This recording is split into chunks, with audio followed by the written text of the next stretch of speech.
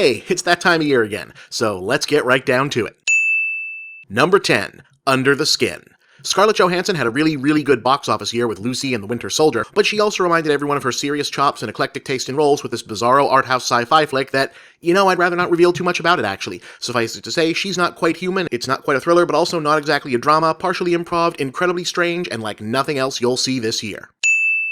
Number 9, Gone Girl. Between Fight Club, the remake of The Girl with the Dragon Tattoo, and now this, David Fincher has proven himself to be the best in the business when it comes to making good movies out of questionable source material of dubious merit. Gone Girl starts out like a grim, dramatic nightmare scenario of murder mysteries, duplicitous intentions, and 21st century trial by media, and then, like a magic trick, seamlessly reveals its true nature as a lurid, trashy, and just a little bit cheesy button-pushing psychodrama without dipping in quality, balance, or directorial flourish. How good is this movie? Tyler Perry is in it, and he's f***ing awesome!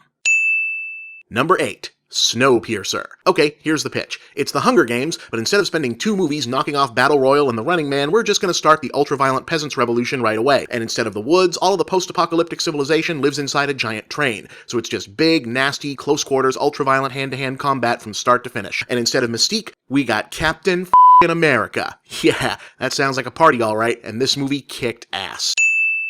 Number 7, Inherent Vice. Paul Thomas Anderson adapting a Thomas Pynchon novel? I'm surprised they didn't hand out ironic mutton chops and artisanal tote bags at every screening. But movie/literary snob pedigree aside, Inherent Vice kicks a lot of ass. For all the build-up, it's a deceptively simple idea. A seemingly archetypal Los Angeles detective story complete with crooked land deals, sleazy celebrities, dirty cops, new age cults, and enigmatic missing girls, except everyone involved is so high on so many different drugs and stimulants that even the guys who know what's going on don't really know what's going on. How do you solve a crime in an environment like that? I'm still not sure, but it's damn compelling to watch them all try.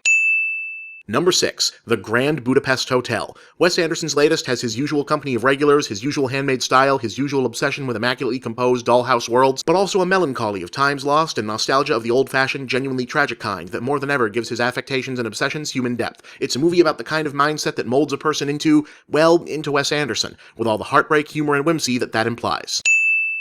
Number 5, Captain America, The Winter Soldier. I'm not a person who necessarily thinks that you need to forcibly reshape inherently simple superhero stories into socio-political metaphors in order for them to be worthwhile. The Dark Knight Rises thought it had all kinds of big important things to say about terrorism and class warfare, and it was all kinda dumb. The Avengers was sharp as a tack, and that movie's idea of a profound message worth stretching over 2.5 hours was, it's nice to make new friends. But I also think that if the lead of your movie is going to literally wrap himself in the American flag, he'd better stand for something. And in Winter Soldier, the present superhero movie craze's ultimate irony-free icon of all that is good, just, and righteous grabs the mic, again, literally, and tells a generation of kids growing up on Marvel movies to question authority, look for the hard truth, and do the right thing even when it's hard, while still featuring in one of the best pure action films of the year. And that's why he gets to be called Captain.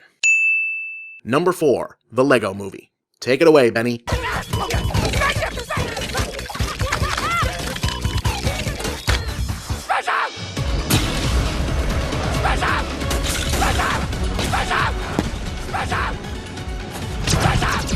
What can I say? Everything is awesome.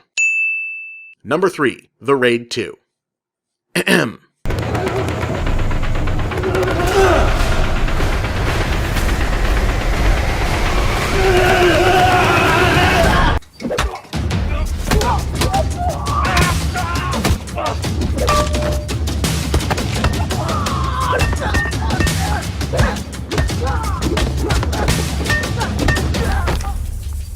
Everything is awesome about that, too.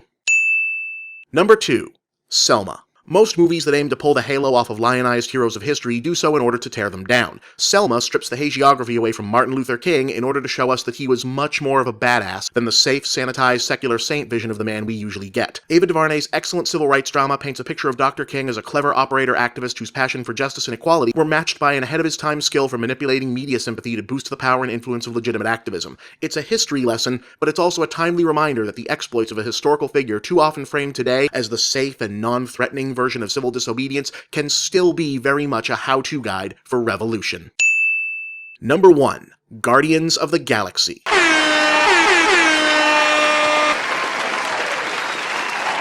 Why didn't the embarrassing collapse of their relationship with geek god Edgar Wright over the Ant-Man project ultimately stick to Marvel Studios? Because if you're running the most methodical, producer-driven, auteur-resistant, top-down, old-school studio mogul factory system filmmaking operation in the business today, and you can still turn out a movie as confident, individual, and idiosyncratic as Guardians of the Galaxy, that's how you build trust with your audience. Guardians has one of the sharpest scripts, most eclectic casts, and nuttiest vibes of the year. It was the perfect kind of offbeat blockbuster, a modern-day successor to a singular cult achievements like Big Trouble in Little China or The Fifth Element. Even if you were tired of or never cared about the Marvel Universe experiment, this was the one to beat in 2014. Well, that's this year's Top 10. Happy holidays, everybody. Next week's show, guess. I'm Bob, and that's The Big Picture.